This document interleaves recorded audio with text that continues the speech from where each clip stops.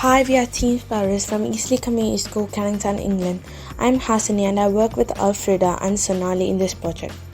We are doing project on House Sparrows in urban ecosystem from going extinct. Urban ecosystems are cities and surroundings where most people live. Infrastructure in the urban areas are the main reasons for the house sparrows to go extinct. This also includes pollution levels, insect abundance, nest site availability, and the presence of predators. Saving house sparrows is crucial because they are vital indicators of a healthy environment, playing key roles in pest control and pollination.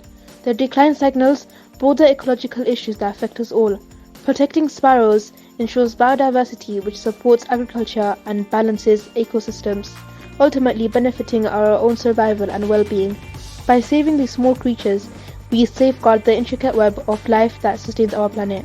Building birdhouses and placing a free meter away from the ground attracts house sparrows and helps increase their population. In this model, the birdhouse is built with thick walls and hinged doors, which saves the house sparrows from predators. We can also add cola, stovepipe, and Novo guard, which helps to save the house sparrow from the predators.